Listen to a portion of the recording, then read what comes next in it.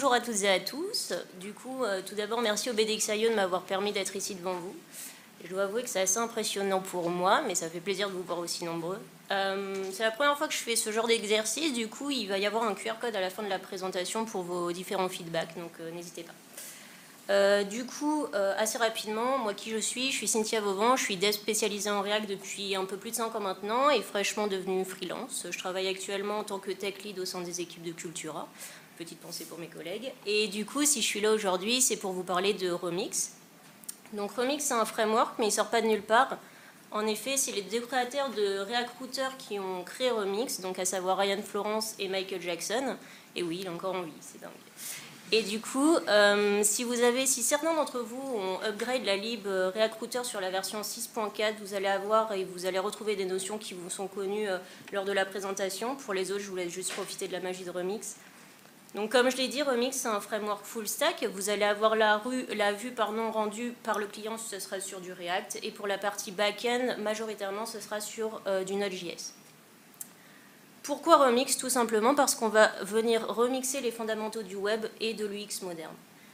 Je vais commencer par quelque chose qui, peut-être pour certains d'entre vous, vous sont familiers si vous travaillez sur des projets comme Next.js. Donc c'est le système de routing, donc les nested routes de Remix. Si ça veut bien. Ok, donc là on est sur une application, on vient de faire un npx create remix, il n'y a pas tous les fichiers, désolé, mais du coup vous voyez ce dossier route dans le dossier app de votre application. Et bien sachez qu'une route est automatiquement ce sera associé à tout fichier créé dans ce dossier route. Mais le fait de définir vos routes, donc là en l'occurrence, je ne sais pas si vous voyez, mais index.tsx ou dashboard.tsx, ne va pas suffire au chargement lorsque l'utilisateur va visiter l'une des pages associées. En effet, là, si je lance l'application et qu'il se rend sur /dashboard, l'utilisateur va se retrouver sur une page vide. En fait, c'est tout simplement parce qu'il faut un composant outlet pour que Remix soit capable de déterminer quelle route charger. Du coup, le voilà. De cette façon-là, si on se rend sur ce fichier dashboard.tsx, vous voyez que ligne 8, vous avez ce export default. Donc toute cette partie-là, ça va concerner toute la partie client. Ça va être le code React. Donc je pense que vous avez l'habitude. On a une div dans laquelle on a une image et un H1. De cette façon-là, si je lance mon application cette fois-ci, eh bien l'utilisateur va avoir ce rendu-là. Donc à savoir mon bel avatar et le H1. Du coup, je vais vous présenter là différents cas d'usage et différents types de routes. Je ne vais pas tous vous les présenter puisque je n'ai pas le temps, mais on va en voir quelques-uns. Imaginez maintenant que vous êtes là sur votre index.tsx, vous avez un lien qui pointe vers /post/1. Du coup, si je lance l'application et que là je vois mon lien et que je clique dessus, là on va voir une 404. C'est normal puisqu'en fait je n'ai pas créé de route associée. On va donc créer cette route. De cette façon-là, on va venir créer un dossier post dans lequel on va déposer un fichier 1.tsx. Donc tout simplement, on va rendre une div avec un H1. De cette façon-là, si on se rend de nouveau sur l'application, on va avoir le beau H1 qui va s'afficher. Ok. Imaginez maintenant que l'on a deux liens, un sur /post/1 et l'autre sur /2.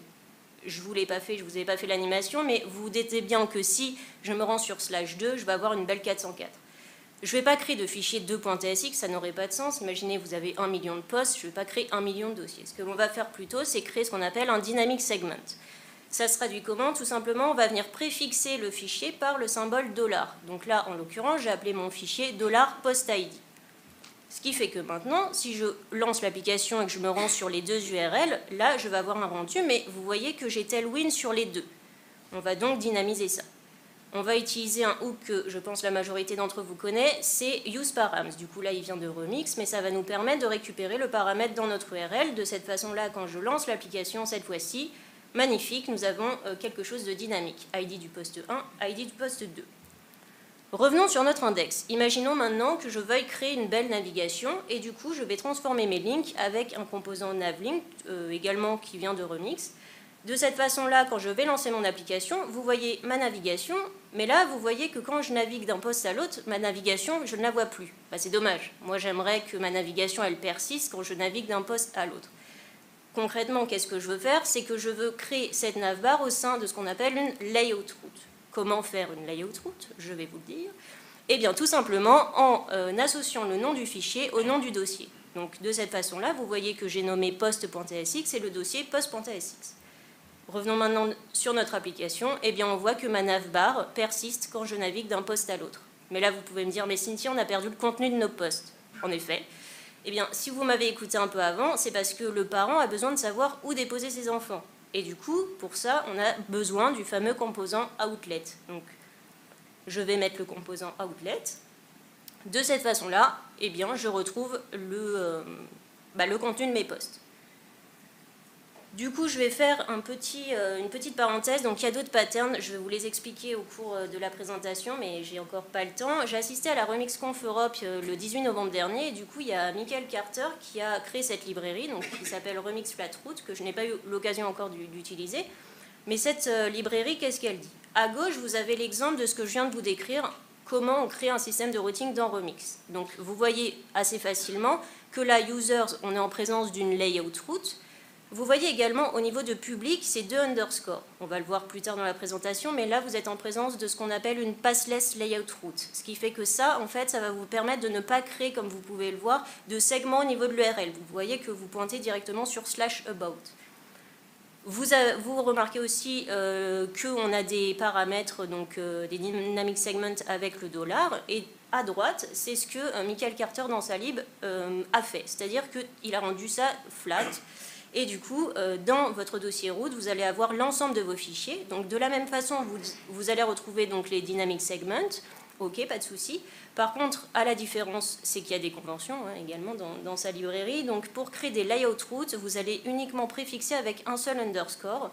Et vous notez aussi, pour le $user_id, lui, il est suffixé par underscore. Ça veut dire qu'en fait, on précise qu'il ne s'agit pas d'une layout route, il ne s'agit pas d'un outlet. Du coup, je veux juste créer un segment, donc là, /123, mais je ne veux pas que $user_id soit un layout. Voilà pour la petite parenthèse.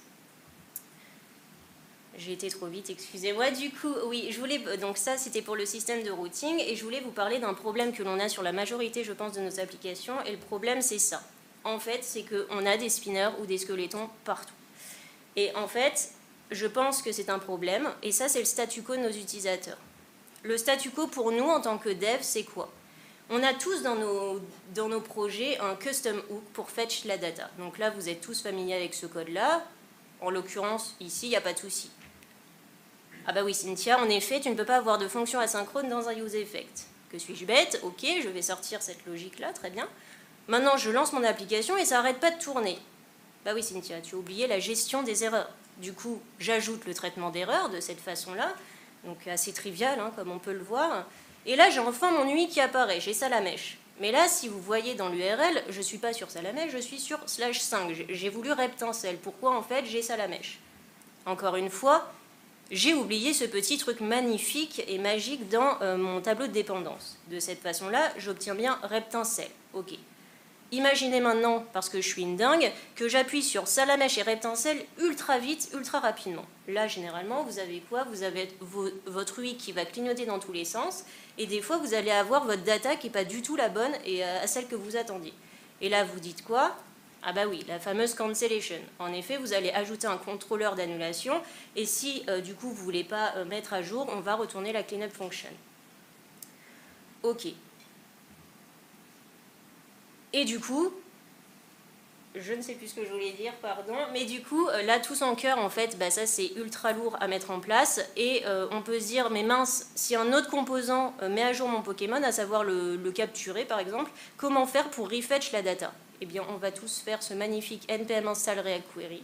De cette façon-là, on va utiliser leur hook useQuery, et du coup, avec la query key, donc de la même façon, on a la gestion d'erreurs, et dans le happy pass, on a notre Pokémon view qui apparaît. Sauf qu'en fait, ça, c'est toujours ce que nos utilisateurs voient, même avec des grandes librairies comme React Query. Et ça, pour moi, c'est un problème. Et le problème, c'est quoi? C'est tout simplement ça. En fait, nous, ce qu'on fait, c'est ce qu'on appelle du component fetching. Là, ce composant, il va faire 3 choses.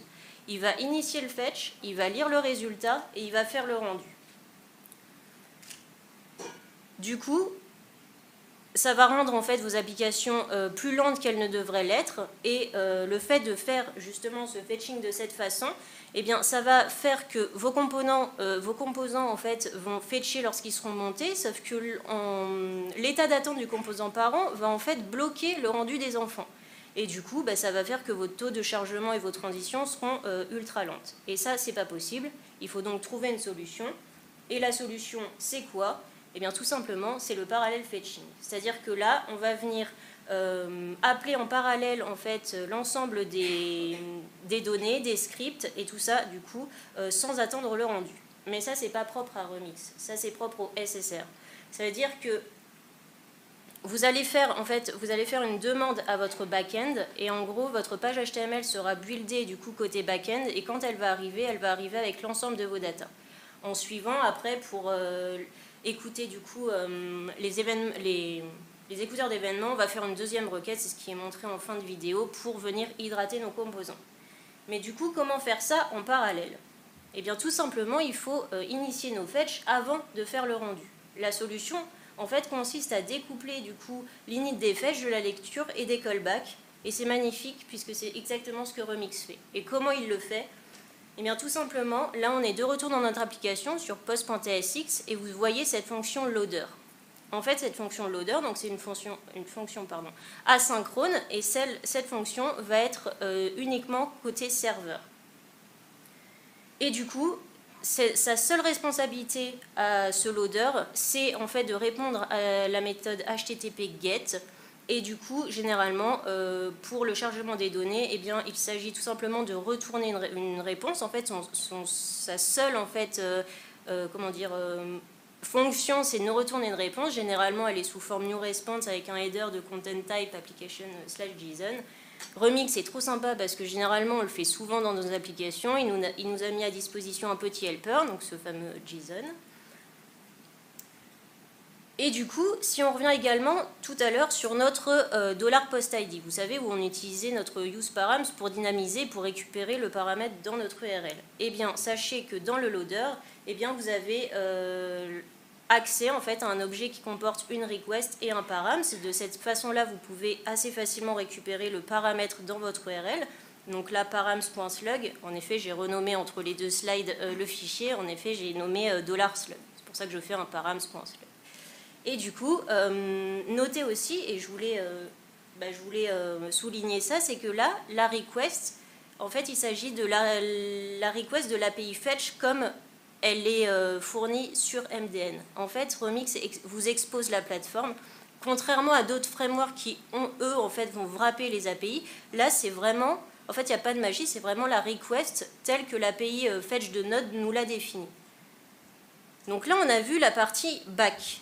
Comment après connecter du coup tout ça à notre front? Tout simplement, on va venir utiliser le hook, donc useLoaderData. De cette façon-là, je vais récupérer du coup l'ensemble de mes posts, et classiquement après, je vais faire un point map dessus pour les afficher. Mais dans Remix, le chargement des données, le get, c'est pas le truc le plus cool. Le truc le plus cool dans Remix pour moi, c'est ce qu'on appelle du coup les mutations. Et les mutations, c'est quoi? De la même façon qu'on avait du coup les loaders dans chaque route, eh bien, nous avons les actions. C'est une fonction qui est asynchrone également. Pardon. Et du coup, vous voyez également que vous avez, ligne 16, vous avez un form. Les forms, c'est la façon classique du navigateur d'envoyer de la data. Là, vous voyez que le form, il est avec un F majuscule puisqu'il vient de Remix, mais en fait, il se comporte de la même façon qu'un form classique du navigateur. Et du coup, il va venir sérialiser les éléments que vous avez pour envoyer les datas à votre serveur. Vous remarquez également dans la fonction action ce request. Et là, on va venir faire un request.formData. Et là, si vous vous dites c'est quoi ce formData, je vous invite tous à vous rendre sur MDN parce qu'en fait, tout y est expliqué et c'est la manière la plus classique qu'on avait du coup de récupérer nos datas. Donc là, on va faire des formData.get pour récupérer les valeurs de nos inputs. Et du coup, cette action-là, elle répond à quelle méthode? Eh bien, c'est aux méthodes post, put, patch et delete.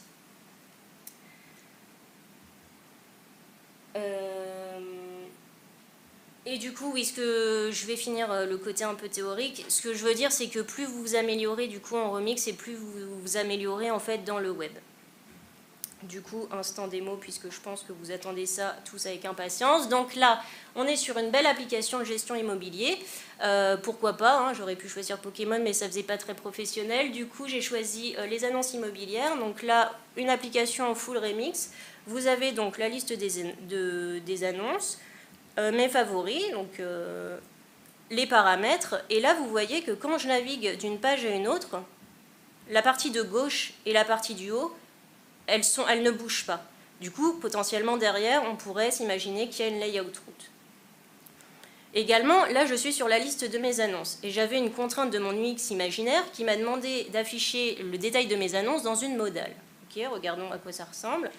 J'ai bien ma modale avec ma belle image, le prix de mon bien, la description, les caractéristiques. Ok, jusque-là, tout va bien. Regardons maintenant ce qui se passe dans le code. Alors je suis en light, je n'ai pas l'habitude. Mais du coup, là je suis sur mon application donc Remix. Pour, entre parenthèses, il y a du Tailwind derrière et du Prisma. Mais bon. Du coup, on retrouve bien ce dossier. Vous voyez ma souris? Oui. Ce dossier route dans mon dossier app. Donc regardons un peu plus en détail ce que l'on a. Eh bien, on voit qu'on est en présence d'une passless layout route. Donc, il ne s'agissait pas que d'une simple layout route, c'était une passless layout route. Ok, regardons un peu plus près ce qu'on a dans ce fichier. On retrouve bien notre navigation qui correspond du coup à la partie de gauche que l'on avait. La div ici, du coup, on a bien le header avec mon bouton se déconnecter. Et là, vous voyez le composant outlet qui correspond du coup aux enfants. Regardons maintenant en détail ce qu'on a dans ce dossier. On retrouve l'ensemble de nos trois routes, donc les paramètres, les favoris et la liste de mes annonces. Et vous voyez que la liste de mes annonces, vous êtes en présence d'une layout route. Regardons du coup ce fichier. Donc, on a un loader sur lequel on fait un get annonce, donc pour récupérer l'ensemble de mes annonces. Je récupère du coup grâce à mon use loader data que je vous ai décrit tout à l'heure. J'ai bien mon H1 liste des annonces. Mon EL, on imagine bien derrière que c'est la liste de mes annonces. Et là, vous voyez ce composant outlet. Mais si on revient sur l'application, on peut se dire, Cynthia, il est où ce composant outlet? Il correspond à quoi? Eh bien, en fait, ce composant outlet, c'est un composant qui est vide lorsqu'il n'est pas monté. Il sera en fait remplacé par ce qu'il y a dans ce dossier une fois qu'il sera appelé. Et ce dossier, c'est quoi? Eh bien, c'est tout simplement mon détail d'annonce, où vous retrouvez en fait ici la modale. Donc, je n'ai pas fait que respecter la contrainte de mon UX imaginaire, mais là, en fait, vous êtes en présence d'une modale route. L'avantage qu'il y a à faire ça, c'est qu'en fait, vous voyez au niveau de l'URL, eh bien, je peux facilement en fait venir partager ce lien. De cette façon-là, je tombe directement en fait sur ma modale et ouverte. Et en React classique, ça serait quand même assez pénible à faire et on a quand même un peu de mal à le faire. Du coup, je garde également une certaine sémantique dans l'URL puisqu'on est sur un détail d'annonce, donc c'est bien d'avoir le slash de l'ID de l'annonce dans l'URL. Ok, mais du coup, donc ça c'est pour tout ce qui concerne la partie un peu routing de notre application. Si on va un peu plus dans le détail, si on enlève les erreurs, et du coup, si je vais côté réseau, vous voyez bien? Oui. Donc là, vous voyez que si je rafraîchis du coup ma page, il n'y a pas de fetch request qui est fait. Je n'ai pas de fetch request là. Par contre, si je vais ici, vous voyez qu'en fait, là, tout le contenu de mon HTML, il est ici. Et si on regarde un peu plus près dans le code source et que je filtre sur mon premier prix, si j'arrive à taper, vous voyez que j'ai mon prix qui est une fois ici et une seconde fois ici.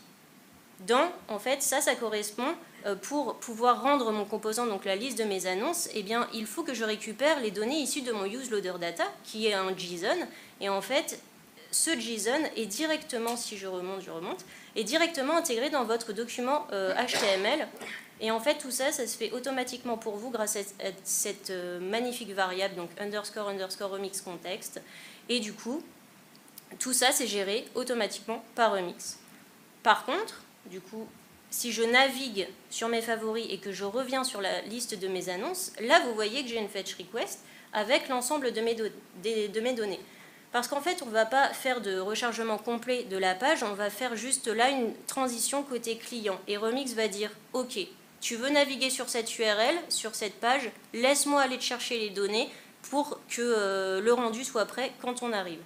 Ce que je vous ai dit, en fait, ce qui change généralement de ce qu'on fait aujourd'hui, c'est qu'en React aujourd'hui, on navigue instantanément et en attendant la data, on va mettre des petits spinners ou des squelettons partout et du coup, voilà, en fait, c'était pour vous prouver que je ne vous ai pas menti. Mais là, encore une fois, on est dans le happy pass, tout va bien. Mais on sait que ça ne se passe pas toujours comme ça. Imaginez maintenant que je crée une erreur d'exécution dans ma passless layout route. Du coup, là, j'ai du TypeScript, donc TypeScript me crie dessus, mais imaginons que je n'en ai pas et que je veuille vous le montrer. Voilà ce que Remix va nous rendre. Mais ça, pour nos utilisateurs, c'est pas possible. En fait, du coup, l'objectif, c'est donc de rendre ça beaucoup plus lisible et d'offrir une meilleure expérience à nos utilisateurs. Et du coup, si vous démarrez avec des starter templates de Remix, sachez que dans le fichier route, vous allez avoir accès à cette fonction. Donc ça s'appelle Error Boundary. C'est une fonction qui est accessible sur l'ensemble de vos routes. Du coup, cette fonction, elle peut prendre du coup en params une erreur de type error. Mais en fait, si vous avez ce genre d'erreur, ce n'est pas forcément pertinent de montrer l'erreur à vos utilisateurs. Du coup, moi, ce que je veux, c'est rendre quelque chose, comme je l'ai dit, de plus lisible. C'est pour la raison pour laquelle je vais, moi, préférer rendre un composant que j'ai créé, qui est un composant standard en React, ou qui va prendre un children, et ce sera quelque chose ne va pas. Du coup, si j'enregistre ça et que je rafraîchis, vous voyez que mon erreur fallback, elle est rendue. OK. Imaginez maintenant que l'erreur d'exécution ait lieu au sein de votre liste d'annonces, ici. Là, si je rafraîchis, vous voyez que mon erreur fallback, elle est rendue. Et du coup, ce qui est intéressant, c'est qu'en fait, Remix, si vous n'avez pas d'erreur boundary au sein même de votre route, il va parcourir tout l'arbre courant jusqu'à tomber sur cette fameuse erreur. De la même façon, pour illustrer ça, si là, je mets ma fameuse erreur boundary et que je return, si j'arrive à écrire, mon petit composant mettant les annonces marche pas, et bien là, vous voyez que contrairement à d'habitude où c'est l'ensemble de votre application qui crache, là, ce sera uniquement la partie où l'erreur est faite, ce qui fait que l'ensemble de mes pages va fonctionner. Donc c'est assez génial pour ça. Donc je vous ai montré les erreurs boundary. Généralement, c'est des erreurs qui correspondent au statut 500. C'est des erreurs inattendues. Sachez que dans Remix, il y a également une autre fonction qui s'appelle Catch Boundary. De la même façon que les erreurs boundary, c'est disponible sur l'ensemble de vos routes. Et là, ça va plus venir catcher les erreurs 400. Donc là, je l'ai illustré sur une annonce. Par exemple, imaginez qu'une annonce tombe en erreur. Et donc là, j'ai ma fameuse fonction Catch Boundary où je viens rendre en fait le composant que je souhaite. Et du coup, si j'enlève, ce serait bien mon erreur d'exécution sur mes annonces. Donc c'est pas celle-là tout va bien. Et là, vous voyez que j'ai ma magnifique erreur. Et donc, c'est quand même assez intéressant, c'est que ça rend l'expérience en fait utilisateur beaucoup mieux, parce que là, en l'occurrence, au lieu d'afficher une magnifique photo de mon chat, eh bien, on pourrait penser un bouton retry pour rejouer la requête sur cette annonce-là, ou bien d'autres choses. Du coup, la partie de chargement des données, c'est sympa, mais je le redis, comme j'ai dit tout à l'heure, c'est pas le truc le plus cool dans Remix, et le truc le plus cool, c'est du coup les mutations. Donc je vais... Pour gagner du temps, je me suis créé une branche. J'espère que ça va marcher. Du coup, je relance l'application. On a noté aussi que ça se run relativement vite. On a tous, je pense, l'expérience de quelque chose et d'un projet qui se run en 10 minutes. Du coup, si je ferme ça pour ne pas le spoiler, du coup, on voit qu'ici, dans mon application, plusieurs choses ont changé. Donc, j'ai l'apparition d'un bouton pour créer une annonce, trop cool, j'ai des petits cœurs partout, c'est joli, mais aussi, ça va me permettre de gérer la mise en favori de mes annonces. Ce que je vais faire là, c'est que je vais jouer la création d'annonces, et après, on va aller dans le code pour voir comment c'est fait en particulier. Et du coup, je vais venir prendre des anti-sèches, j'ai juste besoin de ça. Hop. Donc là, je vais créer une annonce. Déjà, on voit que c'est une création en plusieurs étapes. Ok, là, je suis sur l'étape numéro 1 sur 3. j'ai un titre, information générale, différents inputs, ok, j'ai un bouton suivant. Ah, déjà j'ai une gestion d'erreur, intéressant. Du coup, l'ensemble des champs sont obligatoires, donc imaginons, c'est une maison à Codéran, mon rêve, 130 mètres carrés devrait me suffire, 5 pièces, 3 chambres aussi, une petite description, ok, suivant. Ah, bah là, étape 2 sur 3, très bien, qu'est-ce que je dois faire? Définir les critères énergétiques. Codéran, c'est pas terrible, je pense. Un petit D, un petit E. On voit que là, j'ai un bouton retour et un nouveau bouton qui sont apparus. Ok, si je fais voir le récap. En effet, c'est un récap, donc on imagine bien qu'on est sur l'étape 3 sur 3, ok. Là, j'ai le récap, tous mes inputs sont en read-only, et là, tout à l'heure, je l'avais vu, mais j'ai fait exprès, évidemment, de ne pas cliquer dessus, j'ai mon bouton retour. Ok, regardons ce que ça fait. Bah, vous voyez qu'en fait, mes datas, elles ont persisté d'un step à une autre. Donc ça, c'est pas non plus magique, mais c'est quand même intéressant à souligner. Et du coup, là, je vous demande juste votre attention si je ne l'avais pas encore. Regardez bien en fait ce qui va se passer sur la liste des annonces quand je vais cliquer sur créer mon annonce. Et bien là, automatiquement, mon élément en fait s'est ajouté à la liste de mes annonces. Ok, voyons ce qui se passe côté code. Si je reviens sur mon fichier où j'avais du coup mes annonces, donc de la même façon que tout à l'heure, j'ai mon loader puisque c'est le même fichier, donc j'ai mon get, je récupère mes annonces, très bien. Mon H1, on voit que j'ai mon nouveau bouton créer une annonce et mon UL et mon outlet. Où est le code qui dit que quand j'appuie sur créer mon annonce, je veux que ça s'ajoute dans ma liste d'annonces? Il n'y a pas de code qui dit ça, je n'ai pas écrit de code qui fait ça. Et ce qui rend Remix et les mutations si génial, c'est qu'en fait, il n'y a pas de gestion d'état dans une application Remix. Remix, en fait, va savoir automatiquement quand vous allez faire une mutation et il va venir, en fait, recharger toutes les données pour vous. Du coup, si on regarde un peu plus en détail ce qu'on a derrière créer une annonce, on voit que c'est un navlink et je pointe vers new.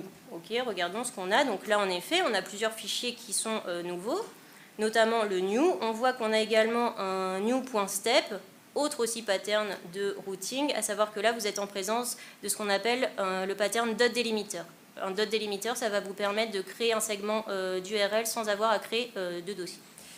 Du coup, là, je suis sur New, on a quoi? On a un loader qui me fait une redirection vers la step numéro 1, ok. Et on voit ici un commit wizard session. Je ne vais pas rentrer dans le détail, il y a énormément de choses dans la documentation de Remix, mais là, concrètement, j'utilise en fait une session cookie pour m'abstraire de mettre en fait un contexte ou du Redux ou d'utiliser le local storage pour mon form state. Donc en fait, là aussi, ce qui est intéressant, c'est que j'ai utilisé le système de route de Remix pour créer mon formulaire en plusieurs étapes. Regardons ce qu'on a maintenant sur l'étape numéro 1. On voit que j'ai un loader, on voit que j'ai une action, ok.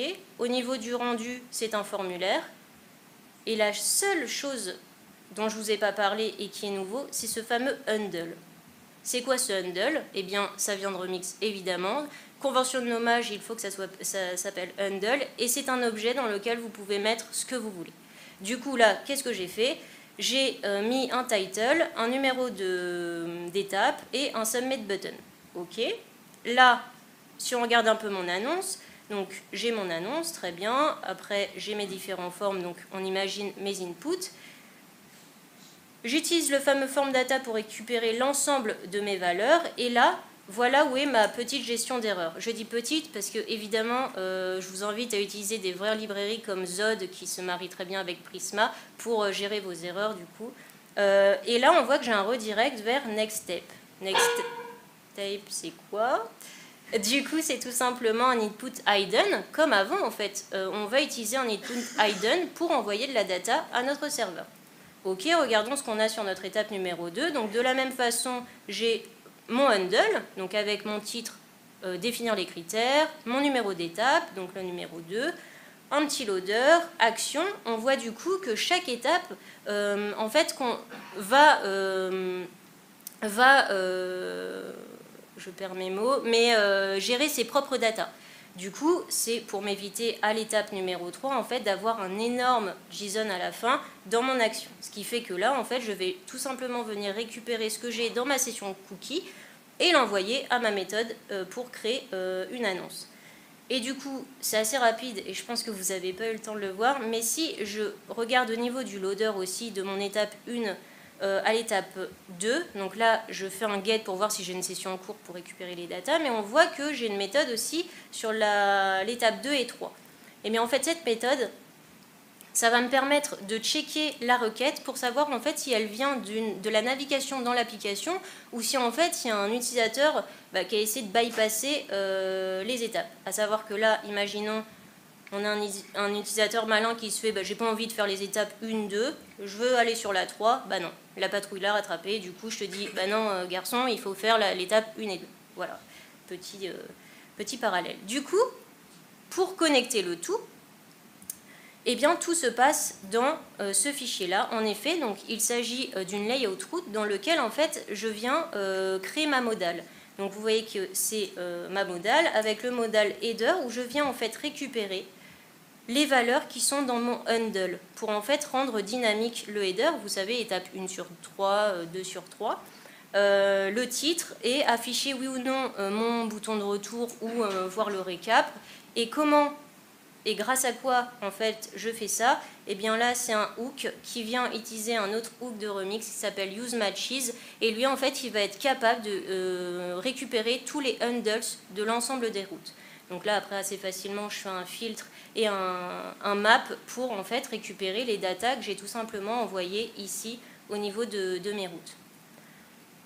Donc, quand on crée... Donc là, quand je crée une annonce, c'est un form classique. Vous savez, je ne sais pas si je l'ai dit, mais les forms, en fait, vont créer une navigation côté navigateur. Mais des fois, il y a des use cases où on ne veut pas créer une navigation. Ça n'a aucun sens d'appuyer sur créer une annonce et faire un refresh sur la page courante. Et notamment pour notre système de mise en favori, là, en fait, mes petits cœurs, il s'agit d'un form derrière pour ajouter en favori. Mais là, quand j'appuie, je ne veux pas que la page se reload. Donc là, si j'appuie... Déjà, vous voyez que j'ai connecté aussi le header avec l'action derrière. De la même façon, là, je peux ajouter en favori. Et vous voyez aussi que comme je suis sur un formulaire et comme je vous l'ai dit, Remix le fait automatiquement pour vous, eh bien, ça connecte, vous voyez, la liste des annonces et au niveau du header. Et moi, je n'ai pas écrit de code. Il n'y a rien derrière pour faire ça. Alors qu'aujourd'hui, on utiliserait du contexte ou du Redux pour gérer ça. Mais du coup, comment j'ai fait pour ne pas créer de navigation pour ce form?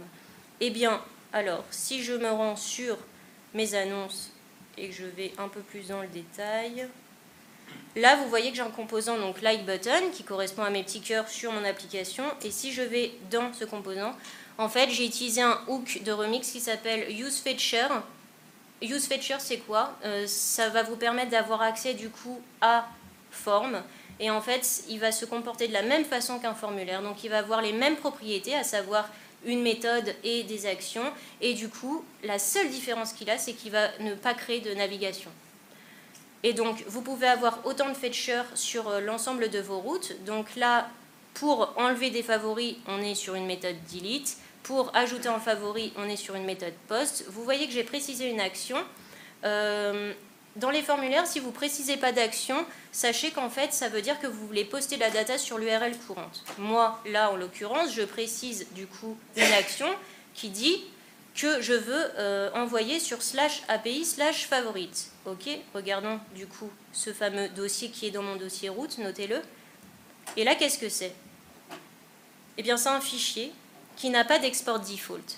Et le fait de faire ça, en fait, vous êtes en présence d'une ressource route. C'est-à-dire que ça, classiquement, en fait, c'est un endpoint. Vous allez avoir donc votre action. De cette façon-là, je vais pouvoir en fait récupérer ma request. Je vais voir de quelle méthode il s'agit. Si en fait il s'agit d'une méthode delete, je vais faire appel à ma méthode remove to favorite. Sinon, à l'inverse, je vais l'ajouter en favori.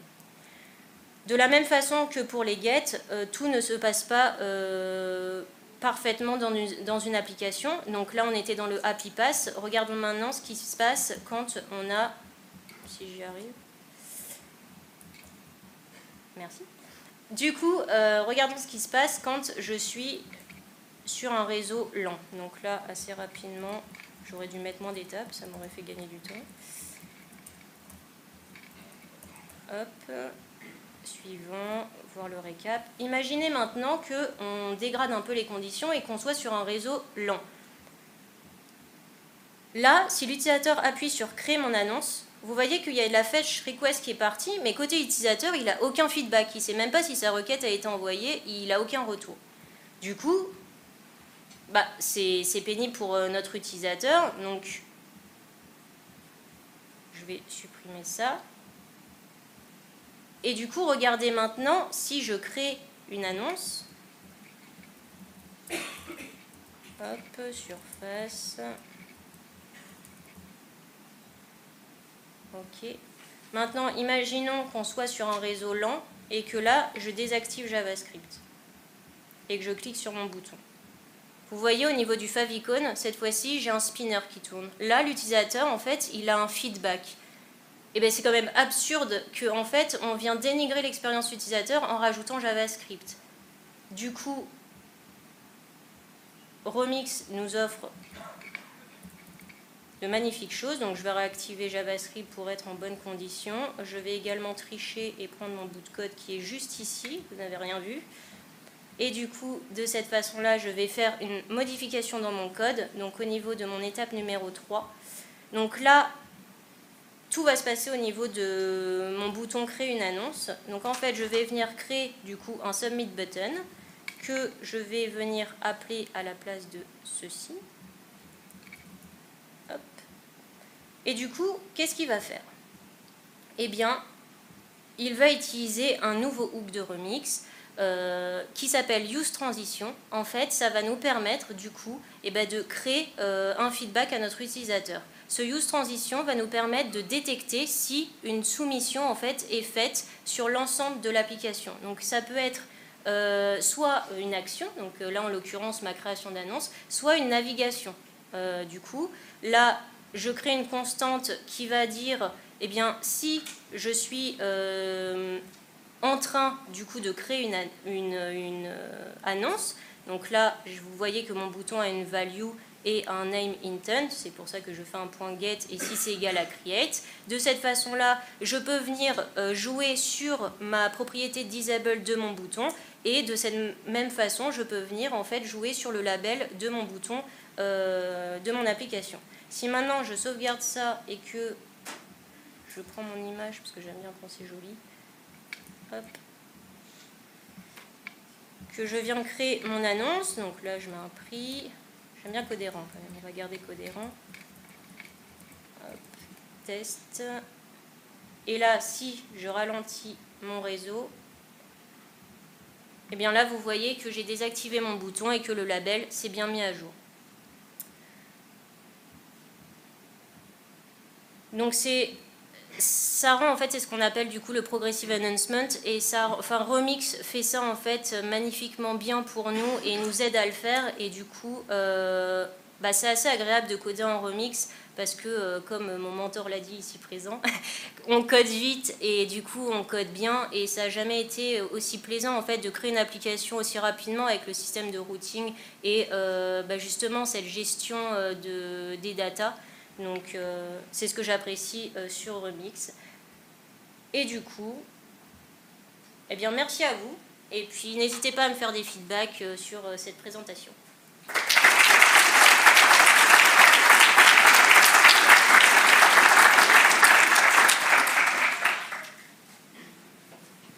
Vous avez des questions ?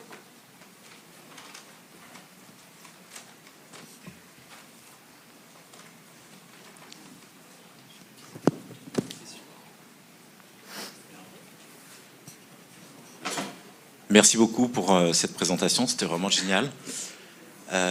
Juste pour comprendre, donc, quand le form est submit, donc c'est le serveur qui répond, et il répond avec le remix context updaté, et c'est ça qui rafraîchit le state?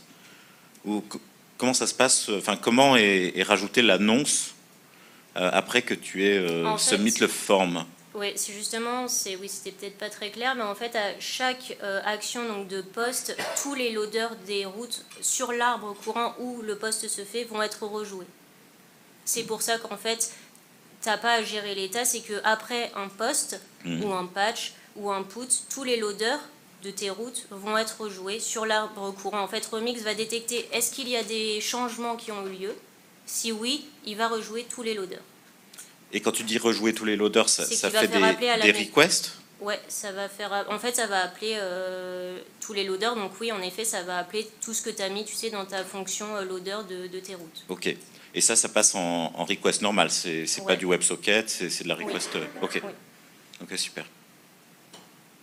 Vraiment cool.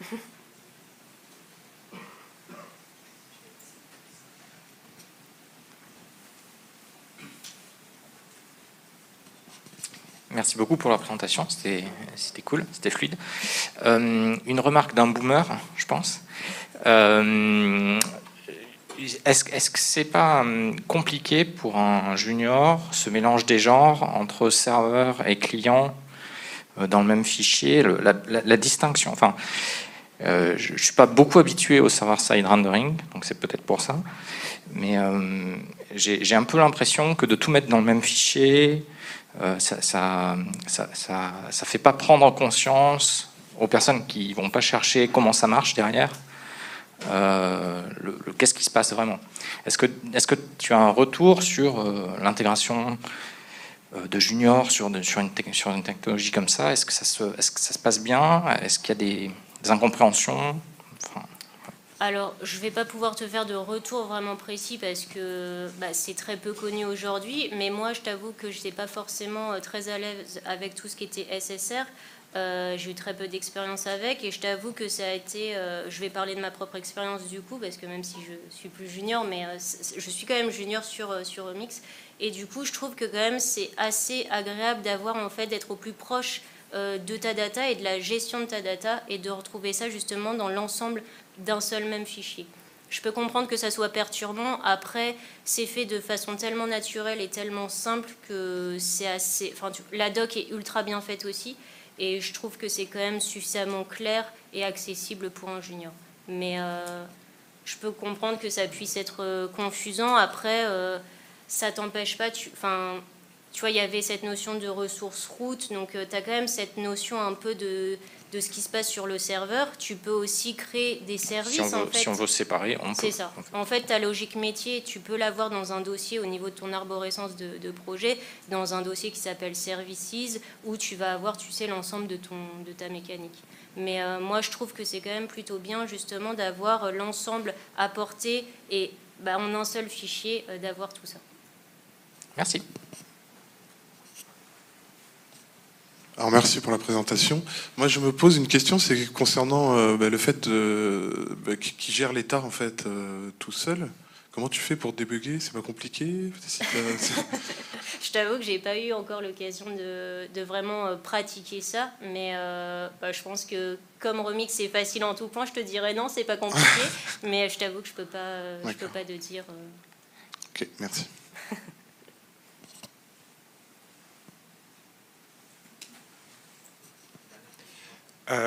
Merci pour la présentation déjà, effectivement c'était très cool. Et au tout début, tu mentionnais les différences, enfin le fait que Remix était basé sur la dernière version de React Router. Et dans tout ce que tu as présenté, c'est quoi les bénéfices qu'on peut avoir en utilisant uniquement React Router? On perd juste le SSR ou on perd aussi d'autres choses? Alors, je ne pense pas que non, tu perds le SSR. En fait, tu vas avoir toute cette notion de loader et d'action de React Router. Du coup, tout ce que tu vois là dans Remix a été injecté dans la version 6.4 de React Router. Donc, tu peux utiliser facilement que React Router sur la version 6.4. Ok, et du coup, j'aurai tous les bénéfices qu'on vient de voir là. Ok, cool.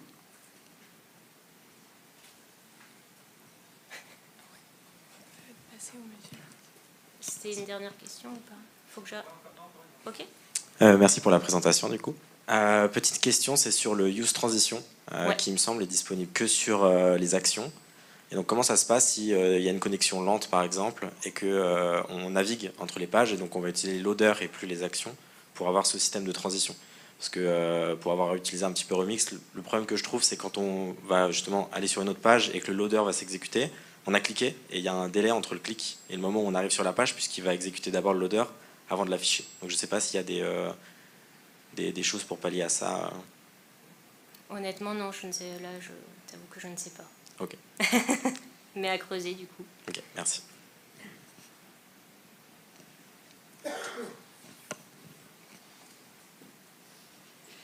Si vous avez d'autres questions, je vous invite à aller voir Cynthia juste après.